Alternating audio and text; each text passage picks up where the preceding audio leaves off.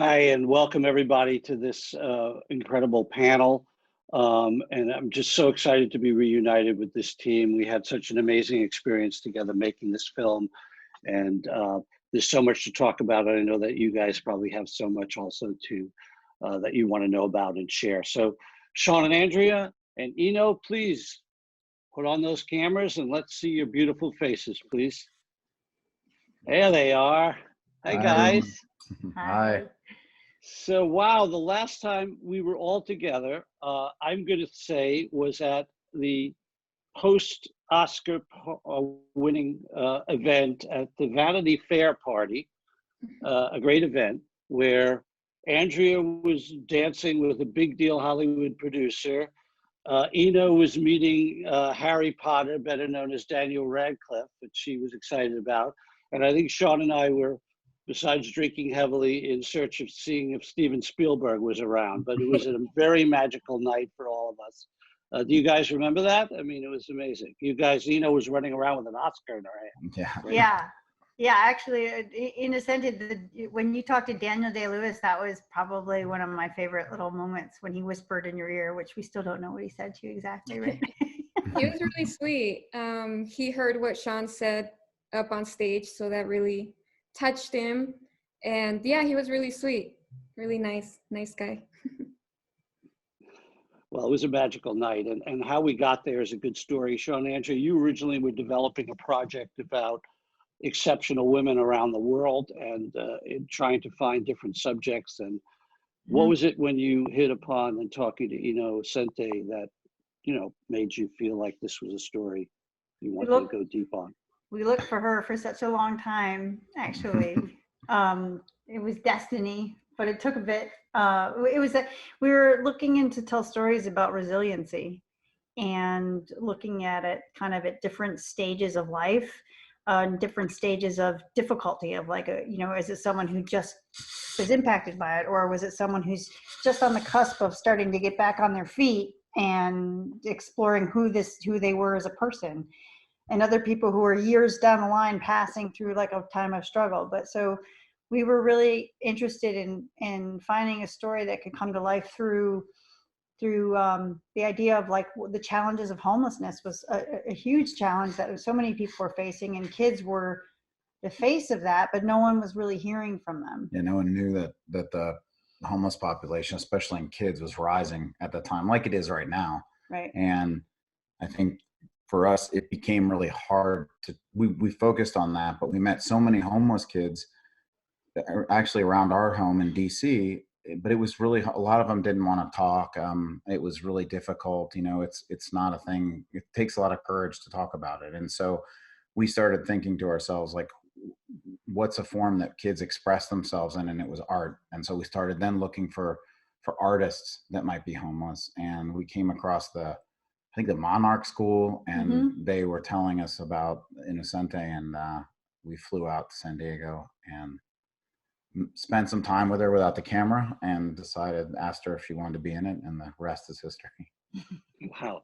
And Inocente, when you were making art, how did you realize you were a visual artist? What was it about art that was capturing your imagination or your ability to express yourself? When I was attending Logan Elementary here in San Diego, one of my teachers noticed that I would doodle a lot on my art, on my homework, on my classwork. So she recommended me to go and assist on a mural that they were doing at the school. So that was the very first time I painted, and it was one of those murals that's paint by numbers. So I painted where they told me to, and my name is still up on there. Oh, wow. And then about a year and a half later, I joined an after-school art program, and that's where I kind of got to explore my art a little bit more, because I didn't know anything about art or what supplies you needed to create anything. So from there on, 5th grade is where I discovered that this was the way for me. And were you painting with your hands even at that early age? After I can't imagine you doing paint by numbers, by the way. But yeah, the very first time I got to paint, it was paint by numbers. So of course, the way you see me paint on the film is very in your face and very personal, I think. So for me, it's all about being fun, and painting by number wasn't fun back then. So when I got the supplies and I was able to do anything and everything, of course, I went a little too crazy. And when you first flew out and actually started shooting or talking with Inocente, Sean and Andrea, what was your impression? I mean, why was it that sparked you right away to say, oh, we have something special here, which you of course did? Face paint. Yeah. Well, Oh, her face painted, right. Kind of had us at hello when we saw a picture of you, and at that time, I know that you're not doing that, of course, anymore. But at that time, you were painting your face a different look each day, and it was beautiful. I mean, you were so beautiful. You were so like colorful, but you were also incredibly shy in some ways. Not closed. You were open, but you were quiet. And it was just this really interesting thing that kind of pulled you towards wanting to know more about you and your artwork. I think just like also it lent itself to your personal stories were in there, and it was beautiful as well and colorful. There was just so much happening, and that I think you were cautious, but you were also fearless about it. And we wanted to walk through the conversations. Some of the things that make someone a great character, it's always a little hard because it's like you feel it when you see it. Like all the boxes. Of course, we were looking for a story that like intersected, or a younger person who was living, like homelessness, and through homelessness with her family. And yes, check. But it's the combination. It's more than the sum of the parts. I think it was just, we were really moved by her story, and then it just made us want to share it. I think we realized that a lot of people would relate to it, and I think a lot of people that would come to understand homelessness better through it, and also it would reach other young people that were living through the same thing, and it would give them a little bit of courage maybe to say, hey, that's me too. Well, I can tell you that the moment you shared with us that initial clip, you came and said, I think we have something here. We don't know about these other women, but this one, I think we have something here. And do you guys want to get involved? And I think we may have looked at about 10 seconds of the film and said, yes, what can we do? How do we jump through any hoops? This is an extraordinary person.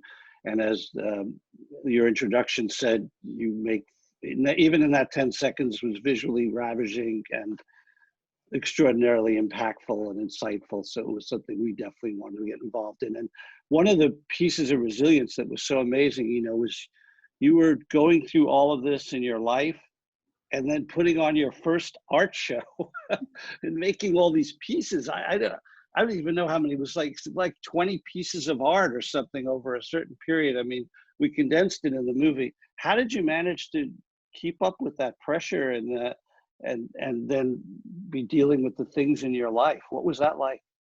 I think a lot of it had to do with the fact that I was 15 years old. So I had a lot of energy. And, right. I was a kid. Now I'm about to turn 27 and I need way too much coffee to stay awake. But it was exciting. And it was, when I look back on it, it was a bigger deal than I thought about it at the time, because at the time everything was happening so fast. Before I knew it was over, before I knew it. So it was a lot of work, but when you're a kid, everything's I feel like an adventure. It's more fast paced. Yeah, no, that you were extraordinary to be able to put that together, and then that was your challenge. But for Sean and Andrea, I mean, our first film, you went into war zones in Uganda, and throughout your life, you've gone to so many challenging places and faced so many different challenges on productions. On this production, what was one of the biggest challenges you faced on this production? I mean, I think one is, I think one is just being patient. I think Sunday, like you said, like you're 15. So it's not like we can just sit there and expect everything to happen every day. And you're also homeless and you're dealing with all these issues with your mom. And as we were filming, new things were popping up, like new things that we didn't know about. And I think just for us to be patient and always know that, like, besides filming, you were the most important thing, not the film. And I hope we did that well. And that's what we had to do. And I think Albie, having you guys support us through that, there aren't a lot of producers that would do that. I think a lot of producers would be like knocking on our door, like, come on, like, you were out there for a week, how come you didn't finish? But like, you would understand when we talk, like, this happened, but hey, we put the camera, like the first time we interviewed you, Inocente, like, we had a studio, we had all this stuff, and you were just like, I had a really hard day, I don't know if I could do this. And we just said, it's fine, let's go get lunch and walk around and talk. And I think the next time we came, you were a lot more open, I hope, because we did that. And I think just having that ability to be patient, it's something, and to listen, I think it's something too, as I get older, I'm not as good at it. So I also look back at those times as special, as being able to do that. And I think that, and then, I mean, the other part is just the challenging part was in the edit, like, finding the pace, finding the time, like that kind of thing to tell the story, and how we were going to tell it, and going back and forth, and with Jeff. One of the things that helped, that you guys hit on, and we talked about together, was at least having a beginning, middle, and end, and then that and then in that incredibly dreamlike coda that you put on that was so great, and so amazing, and underwater, and the blue waters, and the dream, and saying this little poem at the end. I knew it was just so special. But and one thing, you mentioned the edit, so I'm curious, because how did you balance, you as an artist yourself, telling another artist's story, sort of being fascinated with her creative process versus telling her story as a homeless, person, undocumented person, and her family story? I mean, you found a way to put that camera overhead and capture the color of her, and the majesty of her strokes so well, but you could have gotten lost there. How did you balance those two? I mean, I think, well, the first part is just that, like, I'll talk about the visual side, because it's like, when you watch Inocente paint, it's like, well, we said it like she dipped herself in her paints. Like, it wasn't really what she was painting. It was what got on you, what your shoes were, all these physical. It was very physical. It was like, it was emotional. And so to film it in the way that you felt as close as possible was always our goal. We always talked about it. But then I think, and I'll throw it to Andrea, because she had this amazing idea about your paintings and structuring it based on the paintings you were doing. And trying to figure out, like, each painting kind of told a story. But sometimes I think, even especially at that age, like, it's nice to come up with a concept, like, great, like, as each painting is finished and it's adding one more to get ready towards the art show, it tells a different piece of your life, right?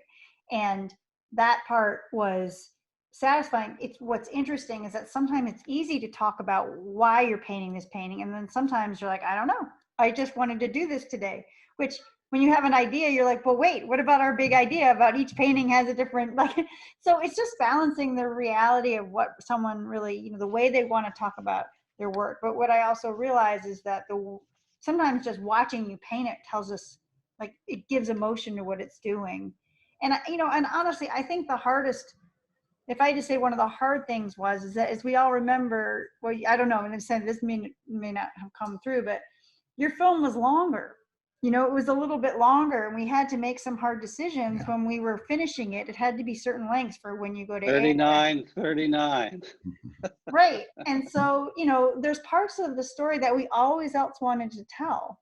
Yeah, we had, like, we had a beautiful part with, like, about, how you were born. How you were born, and how your grandmother said, like, we should call her Inocente. She's done nothing wrong. And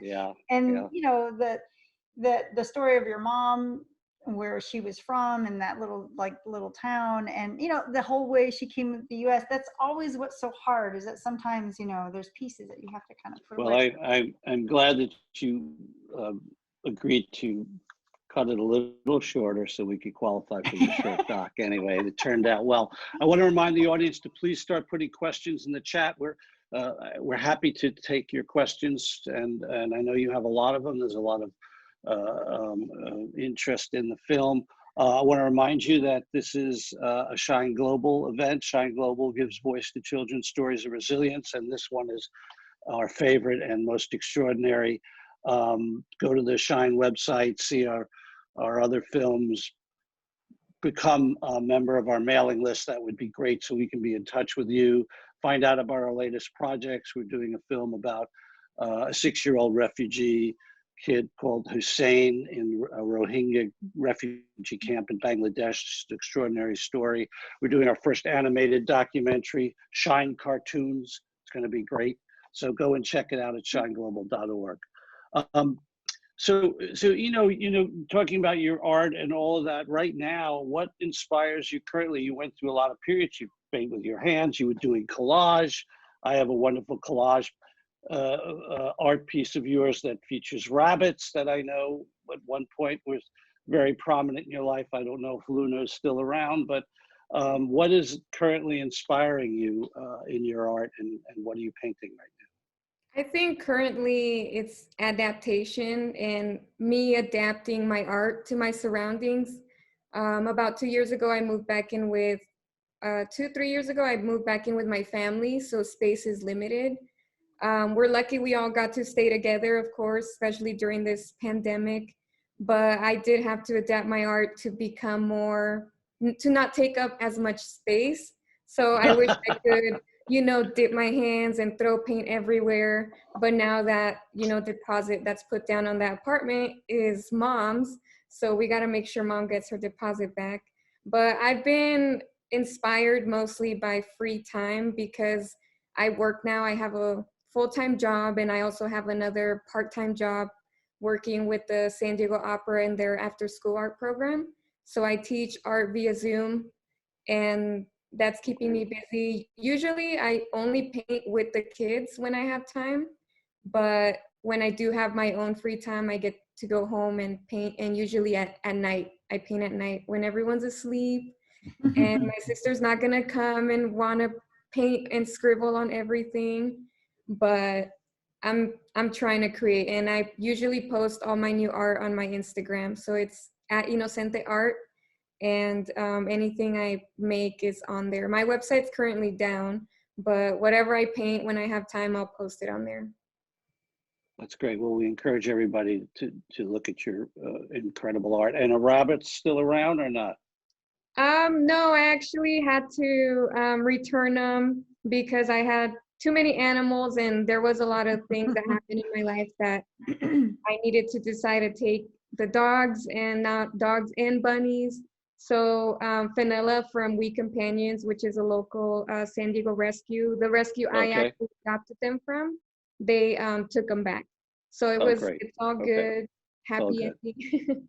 And I still work with them, so. Oh, well, you another thing that we do with Shine Films, and you have continued to do, which has been fantastic, and you've influenced people's lives, is after we made the film, you actually got to go to Capitol Hill and talk to congressmen and legislators and to press for funding for the arts, which it was so great that you did. Now, I do remember it was very cold, and you weren't used to the cold, and you didn't like that. And I also think that tell me if I'm wrong, I remember this right, but I think you took your high heels that you were going to wear to the Academy Awards, and you trooped around Washington with them. So you went through a lot of physical duress, but you met a lot of congressmen. You made a great impression. Do you remember that? And why did you do that? I did wear some uncomfortable shoes. I do remember that, and I do remember the cold. But it was fun, and I think eventually, once this pandemic's over, we're gonna have to take another trip.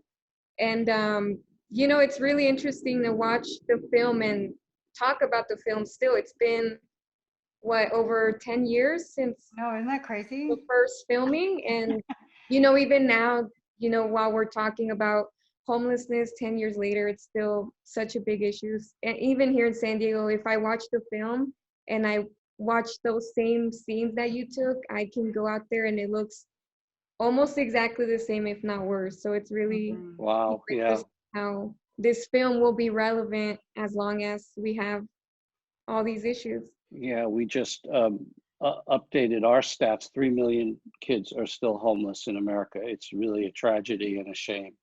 So yes, thank you for your outreach work, and that it continues. Again, you continue to inspire. So thank you for doing that. We have a question from Mirthel. The story is so inspirational, yet had some profound sadness to it.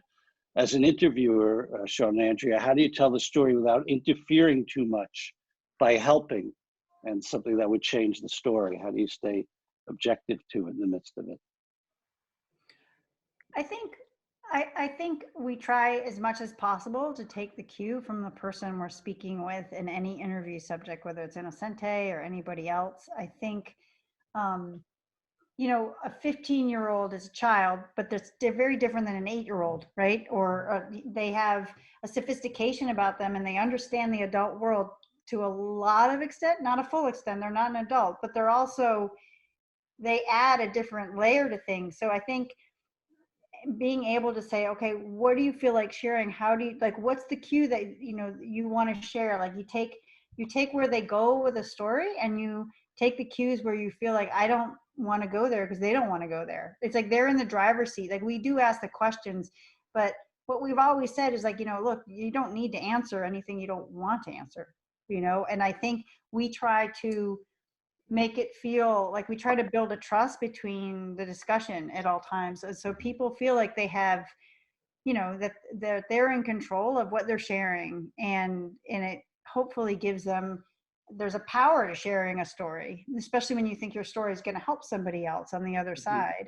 So I think it's really like letting that guide. I don't know if you feel differently. No, yeah, it is. And then I think sometimes it's the best answers are the ones that are follow-ups, things that you didn't plan, things that you didn't think were going to happen. I mean, some of the things, you know, Sante said that we didn't even expect her to say were pretty unbelievable. And so, and I think things like when we interviewed your mom and she told us those stories, I had no idea that was going to happen, you know, and then that she was going to talk about some of those things. We didn't even know that was part of the story, to be honest with you. And so,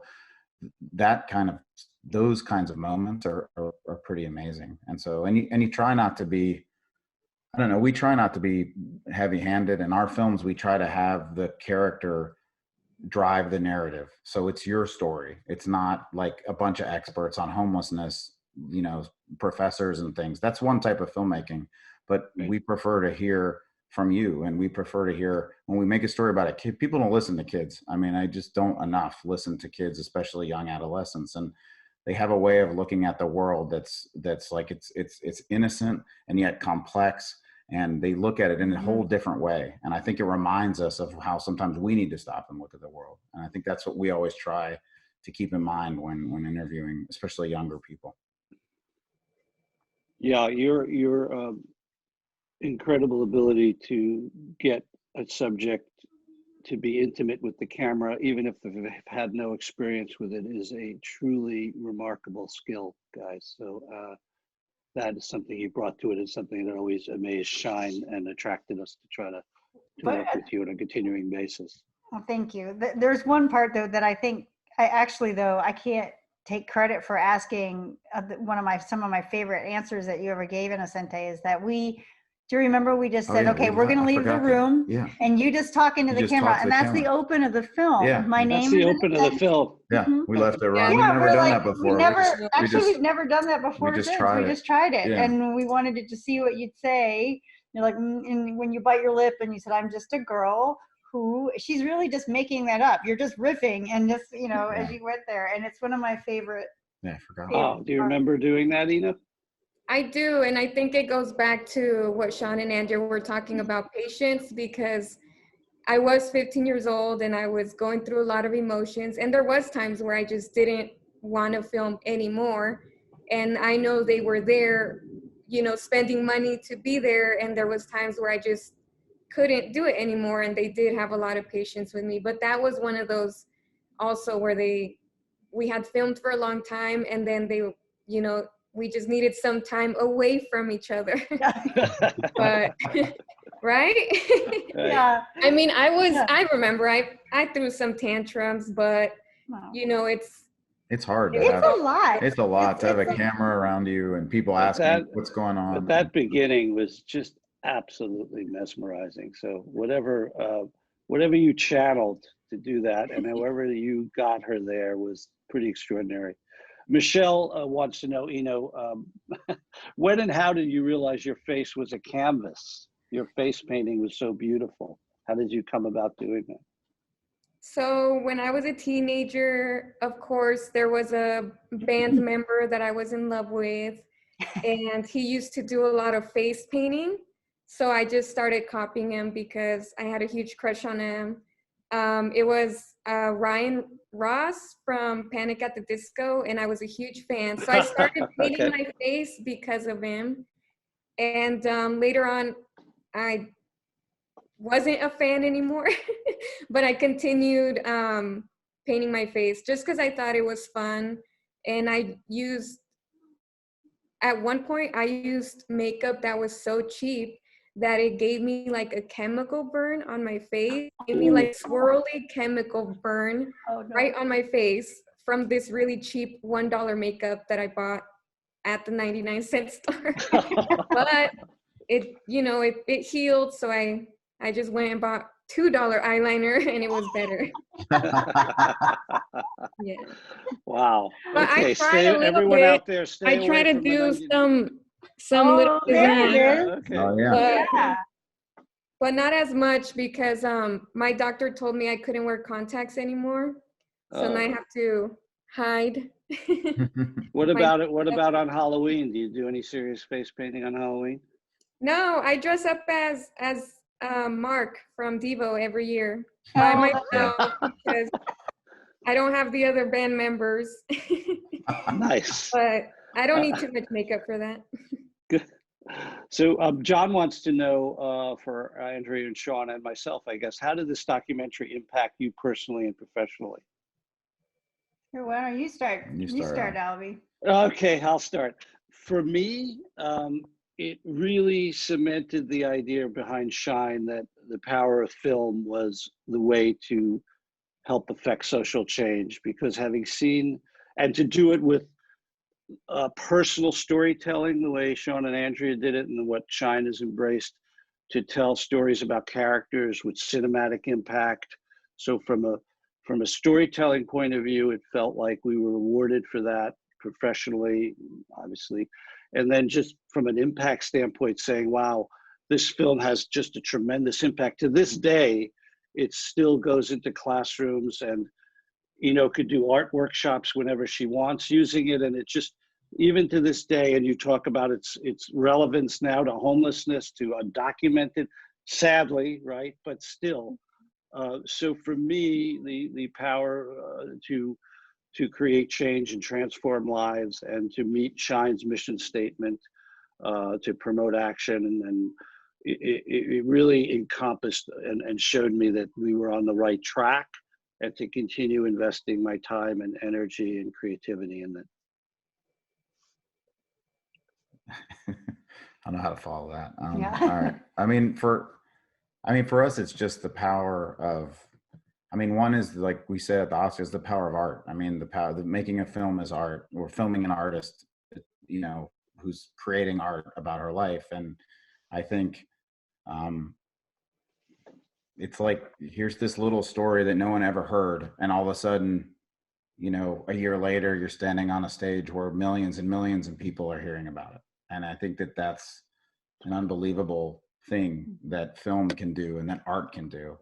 And it's fraught with all kind of crazy stuff around it. But if it's pure and you keep at it, and it can allow people without a voice to have a voice. And I think that that's something that we never take for granted. And I think that was it's a very special film for us, because we always have believed this from I've believed it since I was young, and taking photos of homeless people in DC when I was in high school and stuff like that. But I think that it really showed how it can touch people. And and how it has, like Inocente, like what you said, is 10 years later, we still get emails from kids in school, or, you know, or I meet somebody that's like, that film changed. I've met homeless people that are no longer homeless that say, I remember watching that. And, you know, that really helped me. And it was a great film. You know, it's just that ability for you to share your story in this, I don't know, this world where we just like, we randomly connected, all of us, and then all of a sudden it changes so much in so many people's lives. And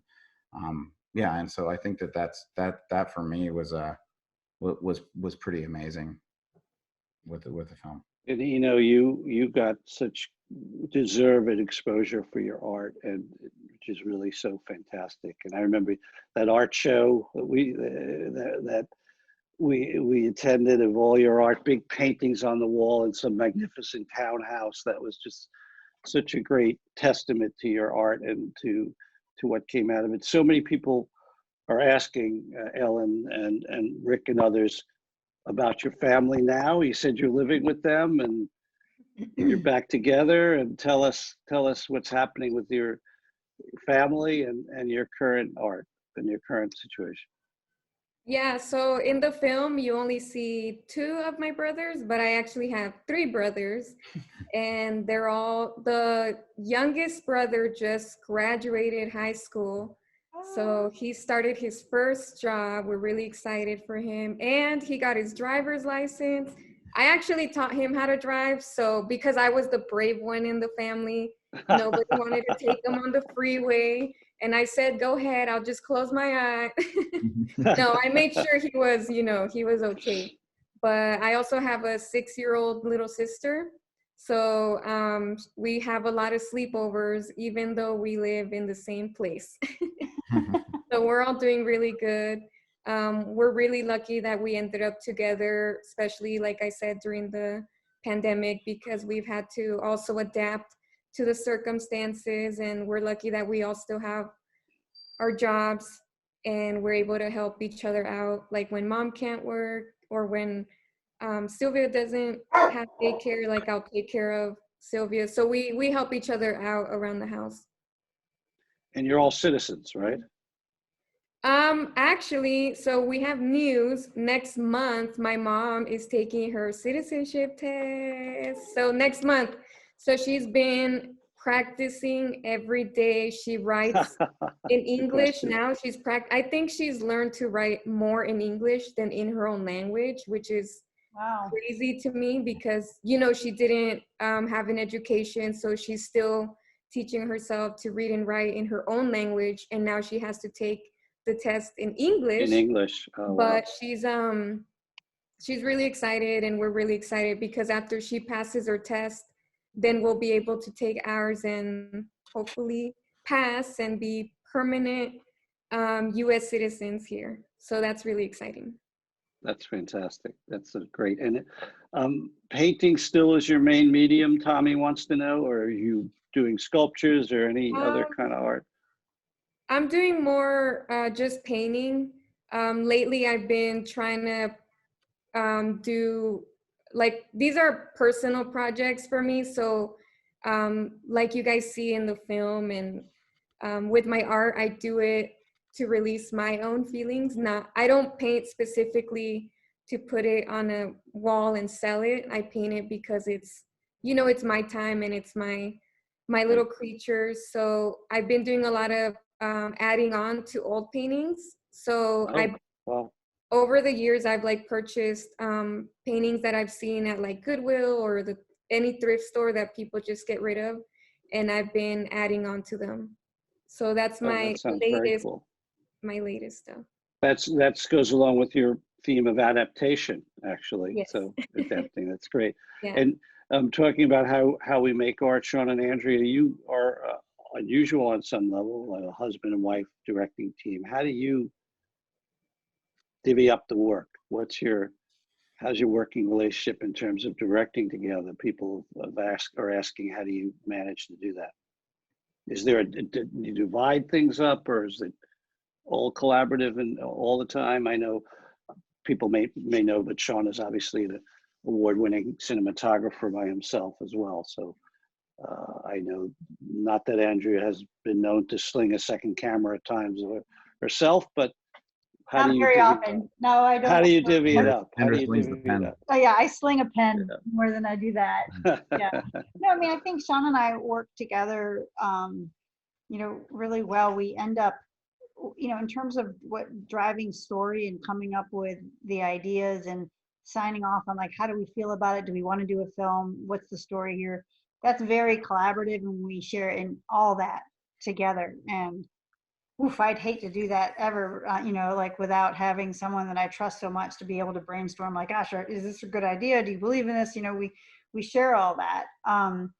And I think, obviously Sean is an amazing cinematographer. And so when we direct, it's always a little different how we share our directing pieces, or I'm sorry, duties, depending on what's happening that day of the shoot or the project. It's always kind of a balance a little bit. Mm-hmm. But I think, and then once we get into, oftentimes like when we interview people, we sort of work in tandem. I'll tend to do a little bit more of the interviewing and coming up with like, what are we going to try to get out of this interview to make sure we're putting these pieces together. But still, again, we share a lot of that together. But then when we go to put it together and structuring it and that kind of stuff, we sort of go back and forth. Like I like to kind of get inside of all of the pieces, and I have to go through all of it and see all of the different puzzle pieces on the thing. And then from that, moving it all around, I start to build the story that way, where Sean is more of like high-end top side of like, what's the big story here? How are you going to get that? And I'm like, well, I have to, I don't know. We kind of start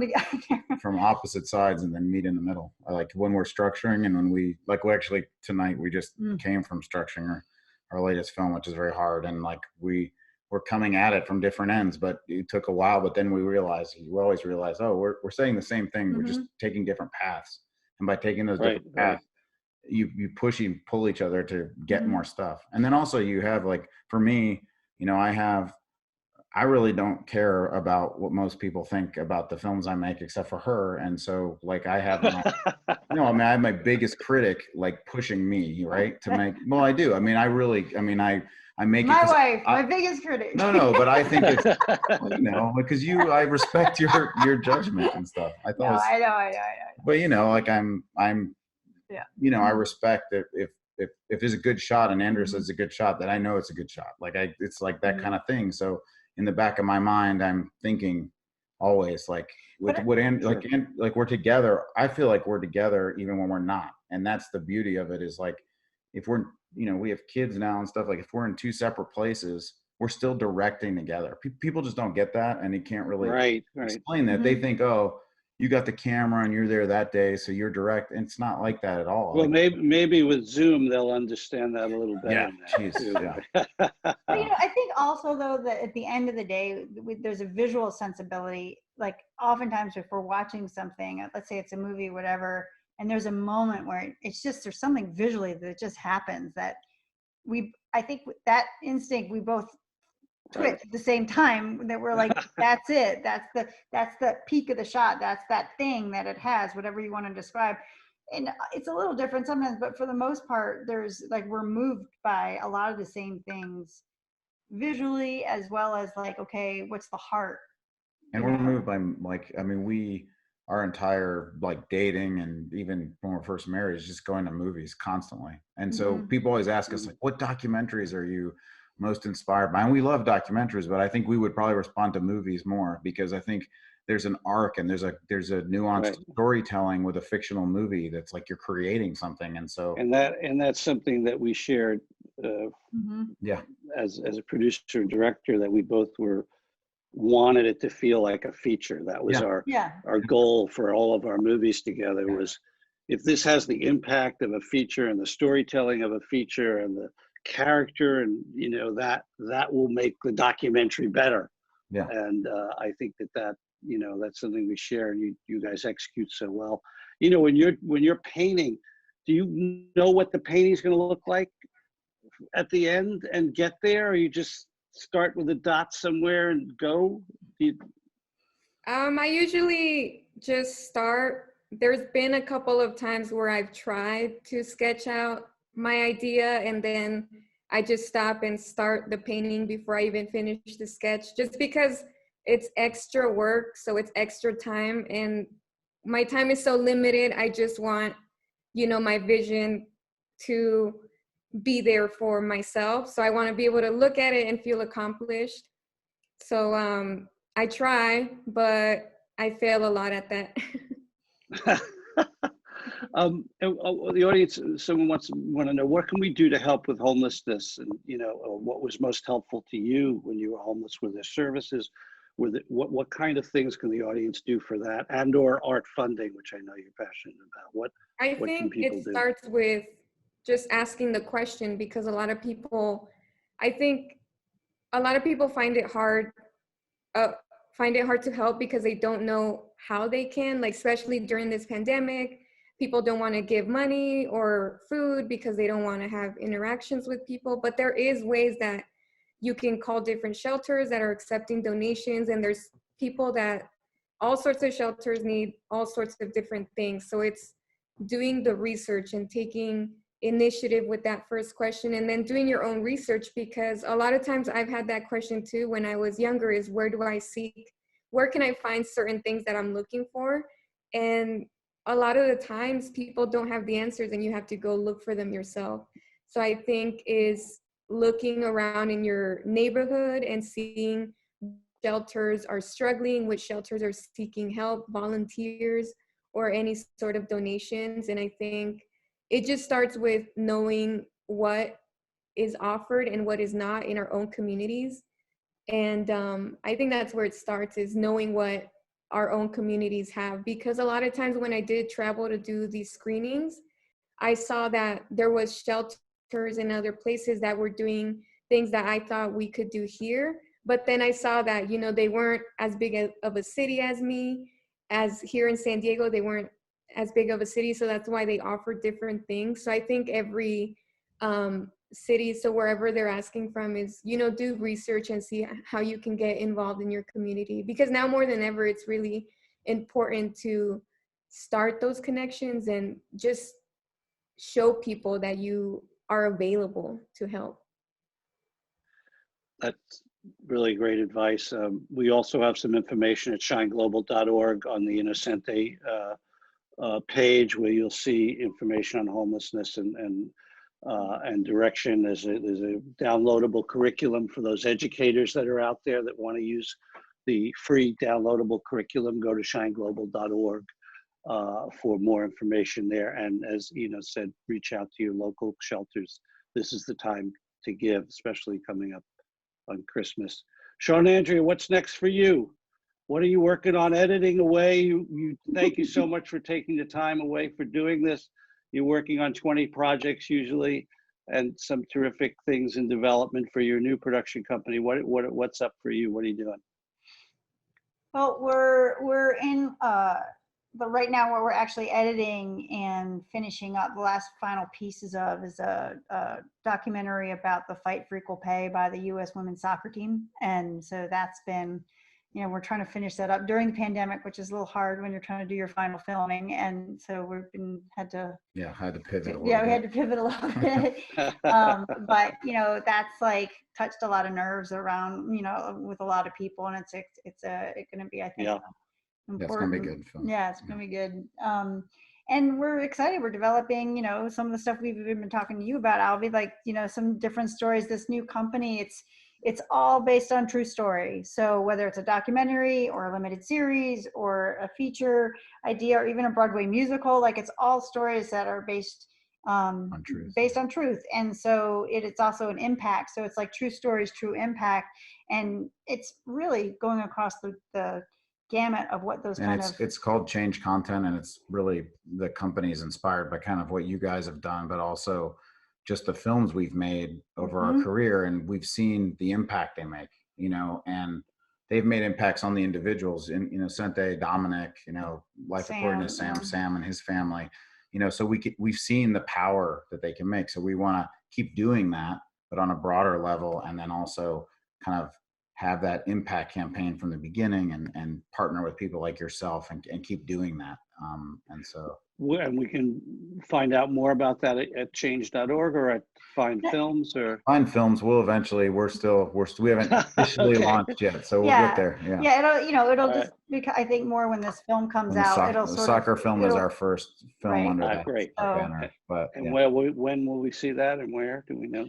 Well, it's going to be CNN and HBO Max. and that's going to be in May- May. May and- 13th is what they're saying right now. Fantastic. May 13th. And the name of the film? You we probably, don't. you're not going to, it's not- you that don't we have a can't go title. I don't want to go start that. I'm sure Don't you know jinx the it, title. man. I knew as soon as I said that I was going to be raising some hell. Yeah. Oh, it's been an incredible evening to be able to share again with you guys this extraordinary moment in time that we shared together, and it lives on forever, which is great. Inocente, the film. Go to shineglobal.org for more stories of resilience and to see the work that we're doing, and hopefully sign up to learn more about it. We need your help to make films like this, to make the change that we're talking about tonight. As I mentioned before, 3 million kids in the United States are still homeless. It is really a terrible tragedy that's still out there. These are our children, and filmmakers like Sean and Andrea and advocates like Inocente speak out for them.